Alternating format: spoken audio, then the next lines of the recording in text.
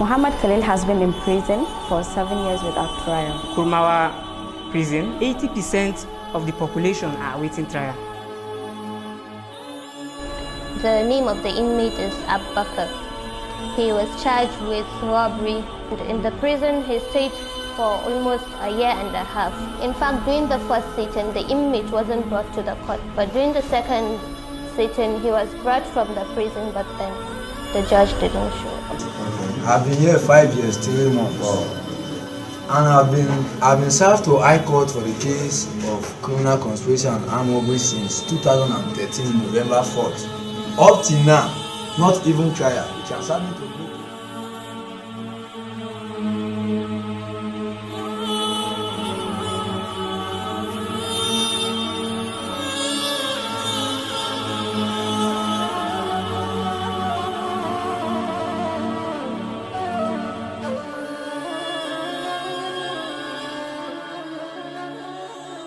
Justice in the life and conduct of the state is possibly only as first it resides in the hearts and souls of the citizens.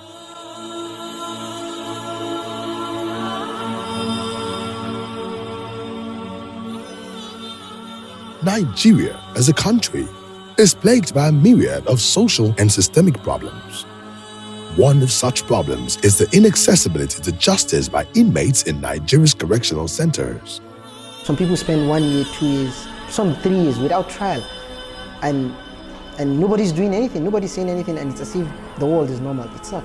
Detaining somebody for more than 24 hours is even against his right. The writ of habeas corpus is there. It's a constitutional requirement that you cannot detain a suspect in a police custody beyond 24 hours, provided you can have a court within 48 kilometers radius from where the investigation is being conducted. So there are some people in the prison, for example, one inmate, he is the breadwinner of the family. He was there, he developed stroke inside the prison because of the shock he got from being arrested and kept in prison custody without any legal representation. A person sitting in prison for 5 years, accused of murdering his wife, for 5 years before a magistrate court. Where is the justice here? There is no justice. His trial has not even started. A trial in an ideal society should not take 5 years. Most of the inmates have been taken to the wrong courts. Once they arrest you, without further investigation, they will take you to a court who does not have jurisdiction to try you. More specifically, if it's a particular case that involves capital punishment, they will take you to magistrate court who does not have jurisdiction. Let's not make a mistake here. All those people in detention, as far as the law is concerned, it's unlawful. Holding charge is not lawful. There are several pronouncements by the Supreme Court on holding charge. Because one thing is that we have laws that are in existence, but we hardly practice them. The part that breaks my heart most is when you go out and you see these officials, the court officials, the Ministry of Justice officials, their attitude towards awaiting trial inmates. It's very appalling. The prosecution, normally, they delay cases. They adjourn cases unreasonably. I believe this is the fact that once a person is taken to prison, the main purpose of prosecution has been achieved. Because at the end of the day, once you are convicted, you remain in prison. So because the prosecution has gotten already what they want, they keep on delaying cases. Some of the prosecutors, when you meet them, they will tell you that you don't have the rights. You cannot, this person is a criminal. They will just label the person as a criminal. I saw someone in the prison. He spent 5 years. He was accused of murdering his wife. The wife's relative, they've withdrawn their complaint. He might have committed the offense. He might have not committed the offense, but he has been in prison for 5 years. And his matter is before a magistrate for 5 years. A magistrate in the next 100 years does not have jurisdiction to entertain that matter. He doesn't have money to get a lawyer. He told me personally that the person prosecuting the matter asked him to go and get 350,000. The person prosecuting the matter is a police officer. Now the issue is where to get the money. These are people that barely survive. There are a lot of people in the prison without legal representation. They don't even have access to any lawyer. A lot of them are like that, sitting in the prison because a prosecutor said bring 5,000, bring 20,000, bring 10,000, and they don't have the money to pay. This has culminated to congested prison facilities across the country. Awaiting trial inmates. Sadly enough, unfortunately, this constitutes the majority, the bulk of people within our correctional facilities. In most of the correctional facilities in Nigeria, you will discover that the pretrial inmates double, sometimes triple the people that are serving their legitimate sentence. A prison whereby you see the capacity of 1,000, the official capacity is 1,000, you find at least 2,000 to 3,000 inmates. In the heart of the ancient city of Kano is one of such prison facilities, the Komarowa Central Correctional Center. There are a large number of persons in that prison who are awaiting trial. As a matter of fact, 80% of the population are awaiting trial, and just few have been convicted for a particular offense. In Komarowa Central Prison, the capacity is supposed to be 700 from the statistics they gave us September. The prison was built for convicted fellows. Now, the awaiting trial have doubled the number of convicted fellows. You see them, they are looking at you. They want this help to come. They are looking at soccer itself. A selected group of students, sheltered in the Bayero University, Kano, Faculty of Law, has set out to mitigate this problem. One of the reasons why I enrolled in Bayero University to study law was because of the zeal to assist the masses in getting access to justice. We need more intervention. We need people to actually do something. Access to justice is the only thing that can ensure orderly society that is built on justice, equity, and fair play, society that is, egalitarian in nature, society that everybody believes in, saying that this is a society wherever I meet an injustice, any act of injustice, I would have redress for such injustice. Just like the equitable maxim used to say, would be just, would be remedial. There is no injustice, there is no wrong without remedy. So wherever wrong exists, it should be remedied. Access to justice is an inalienable right of every Nigerian citizen. Leading in this selfless journey are 4 students: Imiola Yusuf, Hawa Ahmad, Fatima Musa, and Aisha Jibrin, who were prepared in the Strengthening Students Network for Inclusive Development STUNT program facilitated by Youth Alive Foundation. STUNT is aimed at strengthening the skills, the leadership skills, knowledge, and advocacy capacity of student representatives to carry out non-violent activism, promote accountability, and contribute in the process of ensuring good governance. YAF, with support from Ford Foundation, selected some student groups for the purpose of this project in 3 states. In Kano State, they are implementing it successfully. My name is Imiola Yusuf Olaliko. I'm a law student in Bayero University, Kano. Currently the program officer of Bayero University Law Clinic, and I am the team leader of the Access to Justice STUNT project. I'm Hawa Ahmad Mohammed, a member of Law Clinic, Bayero University, Kano, and one of the team members of Access to Justice. My name is Aisha Jibrin. I'm a member of Law Clinic, so also a member of Access to Justice. Fatima Musami Basira by name, a member of Bayero University Law Clinic and also a member of Access to Justice team STUNT project. We got an invite to participate in a STUNT capacity building program for students. Having successfully been trained at the different phases of the STUNT cycle on how to engage policymakers and other stakeholders by different facilitators from Youth Alive Foundation, the 4 students stepped down this knowledge to other students of Bayero University, Kano. It was getting there that I realized that as a student I have much to contribute.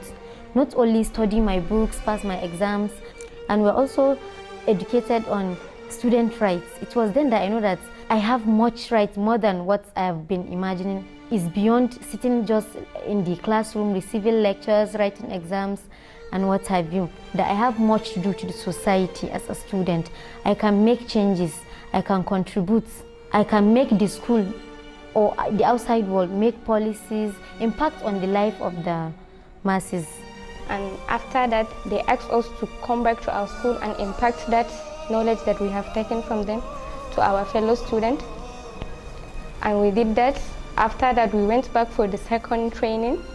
At the second cycle, the students were asked to propose a project that would provide an indigenous solution to issues in their immediate environment. It was on the second cycle that they gave us opportunity that each of the groups should come up with a problem that we think we can address within the school environment and outside. Because of the dream I have about access to justice, I suggested access to justice among pretrial detainees in Kano State as a project. To drive their humanitarian program tagged Access to Justice and demand action from relevant authorities, these 4 students formed an internal alliance with the Law Clinic of Bayero University, Kano.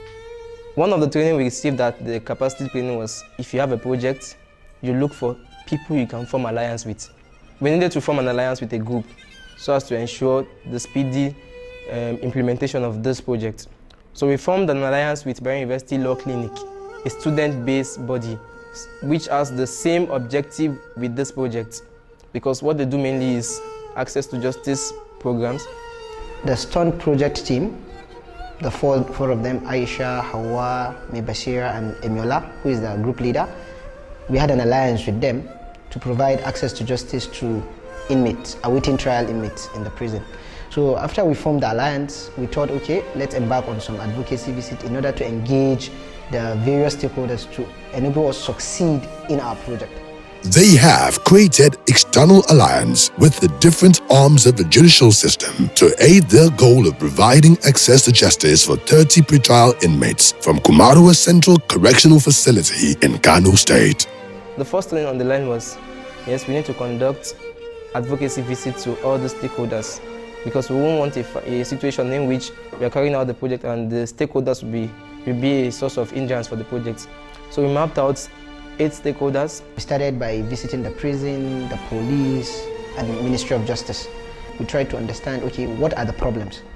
And although everybody tried to shift blames, but what I have understood from the entire system after our alliance with Stunt Project was that if you look at our justice system, everybody has a role to play. When we went to the prison, I can remember the controller prison welcomed us well. He was very happy that we are trying to do something to provide access to justice to awaiting trial inmates. He promised us maximum support, and they have already shown us that they are actually committed to this project, because when we conducted our prison interview, they gave us much more time to interact with the inmates, and also they gave us a list of all the pretrial detainees in the prison as at that particular month when we requested for it. So on their own part, the prison service has been supportive to this project. They've really done a lot to help the project. Anytime we write to them, okay, we need so and so, we want to go to the prison and to interview the inmate, they grant. This bundle of passionate and empathetic young Nigerians are driven by the egalitarian principle that justice is a 3-way traffic. Justice is not a 1-way traffic, it's a 3-way traffic. Justice for the accused, justice for the victim, and justice to the society. Now the accused here demands justice as well. I think that's the whole essence of the access to justice team. The fact that we're trying to increase this access to justice does not mean all we're looking for is just to get someone released. But even if somebody was awaiting trial, but that person now got conviction, at least that person knows that he or she is serving the legitimate sentence. So that's one thing that they have succeeded in doing. What the access to justice entails is that inmates should be tried by a proper court and they should get what they deserve on time. They are backed by the pro bono services of Prestige Law Clinic. This project was introduced to us by the BUK Law Clinic, which is targeted at releasing at least or providing access to justice for at least 30 inmates in Kano prison. We trained the students on the rules of prisons. We trained them on how to conduct a client interview. We also trained them on how to manage inmates. We also gave them training on how to follow up cases. We also train them on how to manage files and how to draft court processes. We have a legal representation from Prestige Law Clinic, where a lawyer will be sent each day with a student or 2 students to go to a particular court in order to carry out the legal representation properly. Program Access to Justice, in collaboration with STUNT and BUK Law Clinic, is a very good program and a very nice initiative to access to justice in Nigeria. The collaboration we had with BUK student, I think it's a very good one. Most of the students, like the ones I handled their case personally, most of them are very hardworking. For example, there is one Fatima, when she has her case on Monday, she will call you from Friday till that Monday morning.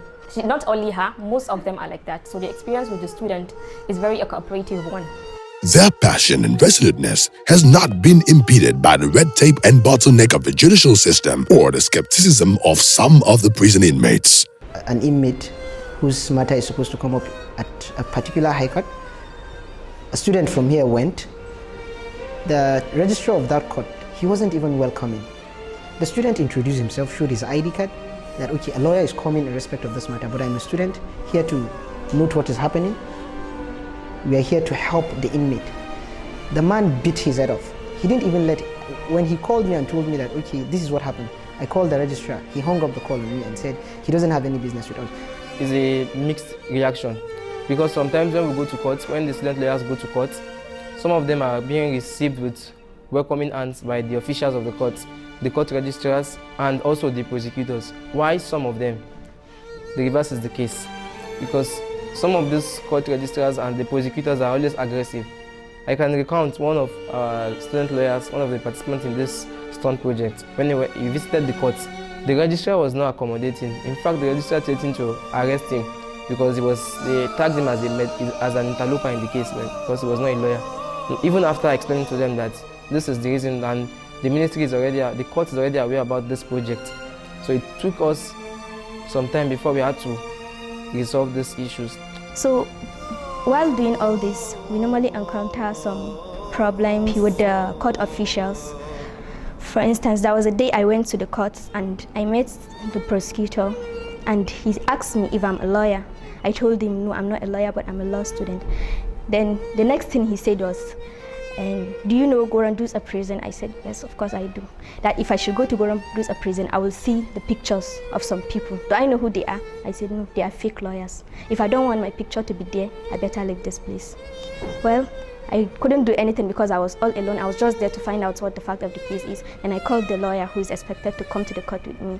And then he sent someone to actually stand with me there, because the way the man was threatening me, he was like he's calling the attention of people towards me, as if I'm doing something that's a crime. And I've already shown him my ID card and other things. So what I came to realize is, after I've narrated everything to him, maybe it is their tradition that you give out something to the prosecutor before he can do anything for you. I don't know how they do that, because I believe that is what he expected from me. And seeing I'm not going to do that, that was why he decided to cause all those chaos for me. One of the things we do for this Access to Justice program is, it's not just to enter legal representation for them. We talk with the prosecutor, okay, what do you say about this person's case? What can we do to assist this person to fast track his cases in court?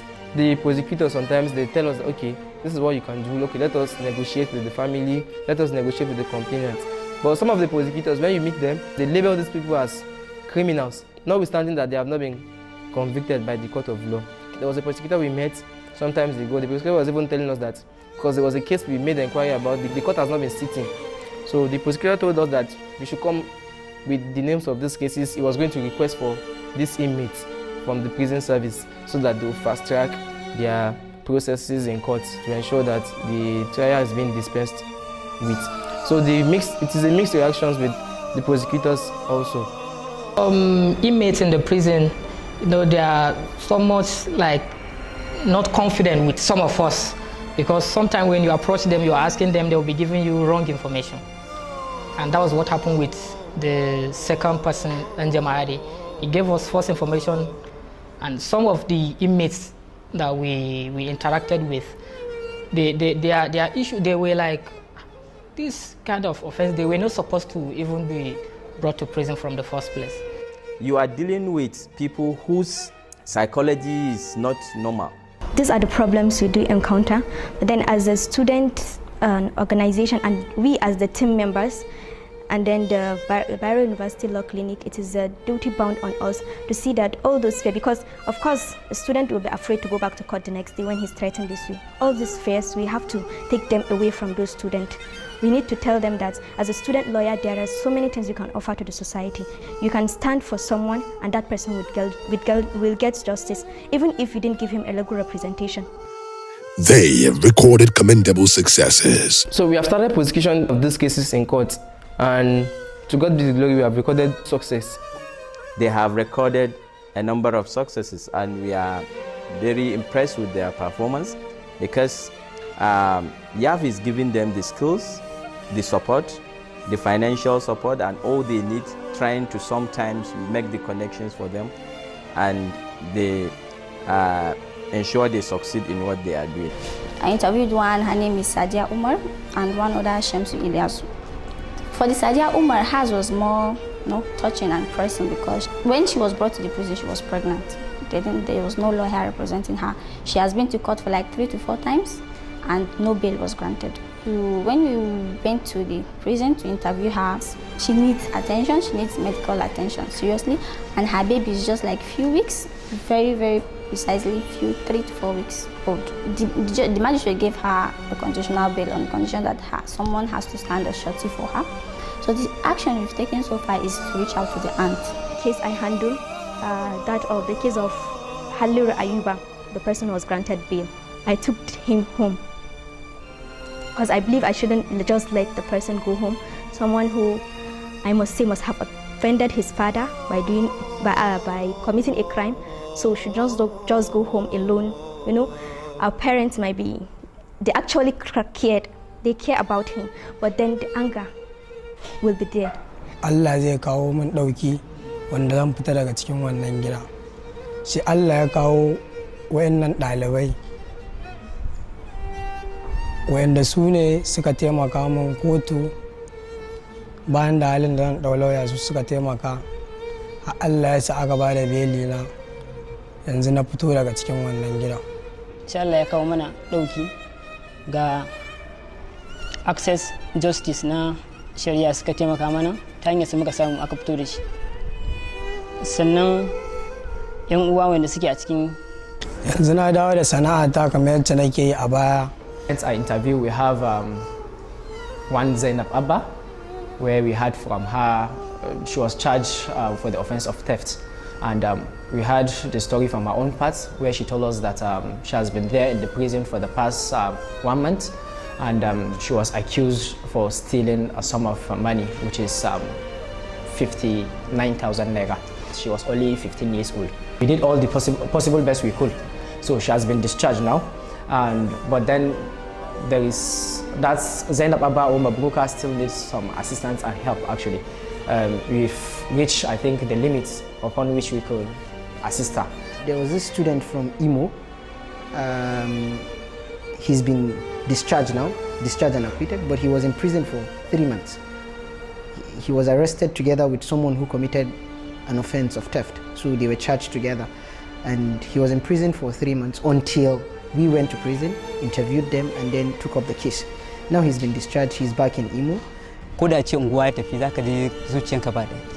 To especially ma ce matanka ta dauki kanta a wani hali wanda zai kasance tana prison. Wanda kowa riga san yadda prison take guri ne na takura da sauran matsaloli. So dole ne ga mijin da ya tsinci kanshi a wannan rayuwar shi ta zama wata iri wanda gabaki ɗaya baya jin daɗin rayuwar shi. A fi sabilillah saboda me? Khadija Abba, she's a businesswoman. She was pregnant for 5 months. She has health issue while in prison, which happens to be frequent bleeding. Bayan yara guda uku ga tsohon ciki take tare da shi. Tunda wannan dole akwai tashi hankali saboda wannan yaran guda uku ya zan yi da su. Abubuwan da ban saba ci ba na dawo ina cin su. Wasu akan kuɗin suka haƙura, wasu kuma suka ce ba za su haƙura ba. Alƙali ya ɗaure ni na yi sati 3 na fito. Mun samu cewa ɗalibai sun je daga Bayero University access to justice team wanda su ne suka zo suka ga cewa suka yi interview yarinyar suka tambaye ta me matsalanta da wace ke kes wanda waɗannan abubuwan gaskiya sun yi mana kokari matukan kokari ganin cewar yarinyar nan ta samu damar da ya kamata ta samu a kotu. Muhammad Khalil has been in prison for 7 years without trial. He was accused of armed robbery by someone who is now a top politician. It happened in some time in July 2012 when he was arrested. He is actually a carpenter and also the breadwinner of his family. That person actually accused him of armed robbery, that he looked like one of the robbers that robbed her 2 years ago, that was in 2010, of a gold necklace and a camera worth 100,000 altogether. Actually, his case was taken to the magistrate court, from where now the court has not been sitting for like almost 8 months. The situation I met the Khalil, it was really pathetic and heartbreaking, because he got infected in that prison with scabies, like, and it was so bad in his body, it's just bleeding, like he's just basically not taken care of. We try to see how we can accelerate the process of Khalil getting justice. So when we follow up the case to the magistrate court situated at Audibabo, we discovered that the case has not been in session for almost 8 months. So which now we are trying to direct the case to a higher court so that we can try to get justice for Khalil. It calls for action from other stakeholders, government officials and other philanthropists that we have in the state actually and society at large. Because these are the kind of people that we need to seriously look into their cases. He has been in the prison for a very long time, and then he's not even serving, he don't even know why he was there. He's supposed to be serving, at least if not serving his legit term, he should have been done with the whole thing for long, and he should have left. So on this note, I would like to call on the nominal complainant, who is a top politician in Kano State and also a mother, though I am sure by now she must have forgotten, to please look into Khalil's matter and try to get justice for him. Regrettably, some of the freed inmates and the relatives of the pretrial inmates for cultural and security reasons have refused to grant interviews to affirm injustices meted out on them. The pathetic conditions and the injustices to these prison inmates won't allow the souls of these young change makers to rest until they meet their goal. To me, it broke my heart because we're talking about real lives here. Because the cases we went with, there are about 4 of them. And those 4 inmates, their courts have not been sitting in the last 8 months. All the people whose cases are before the 2 courts that have not been sitting, automatically they've been in prison for at least 8 months. At the very least. Now, for those 4 people that we are taking up under access to justice, they are lucky because now by next week, hopefully, we can get their next adjourned date. We can redirect their cases to courts that are actually sitting. Now, what would happen to the remaining bulk? There is need for more action. A lot of things that these inmates are suffering from, because some of them, when you see their appearance at the prison service, is nothing to write home about. There are some of these inmates that when you see them, you cannot, it takes somebody who has the spirit of humanity in him to sit down with this person. Some of them have scabies on their body. Some of them are chained when you see them, because of maybe they are fought in the prisons, in the correctional services, but notwithstanding, the majority of them are looking unkept. As a Fulani man, he was just arrested, and he was arrested by the soldiers. They handed him over to the police, and then he was taken to the prison straight. He spent 4 good years there without even him knowing what he has actually done. The law clinic that is always there for people like this and projects like this, access to justice, that is ready to help and facilitate access to justice until you are in there. You don't know what's your freedom to walk freely without anybody asking you, or without you being flogged or being chained is unless you visit the prisons. So the access to justice, the project is not just all about freeing the inmate, it's all about giving them a new life. A particular case we interviewed, the inmates narrated that he received stolen property, but what was written on the first information report, they quite right, they said he received the property, but then the charge was armed robbery, and he has been taken to a magistrate court for over 2 years, some months. Imagine, and this guy is just 23 years old, and he has spent more than getting to 3 years in the prison, not being tried by the proper court. So all that the Access to Justice team is advocating is inmates should be tried by a proper court. Let them know that they are serving a lawful prison term. After seeing Amina, I was like, what if I'm the one and I have no one, I have no legal representative and I have no guidance, no money? Then I feel like I have to help her. Like, we'll do every necessary thing to help her. Amina really needs justice. So it even motivates me. It even like gives me the strength. So as a law student and as an inspired lawyer to be, I want to do my possible best to help Amina. Out of these things we do, we are not just doing them for doing sake, but there are things you derive in doing it, and that is satisfaction. You just have the satisfaction, the feeling that you have fulfilled something, you have contributed to your society. So the project is scheduled to finish by December, and God's willing, we are very confident of meeting up with these targets, and by the end of December, we can boastfully say that we have gotten access to justice for 30 pretrial inmates. Access to justice is the right of everyone and a prerequisite for an egalitarian society.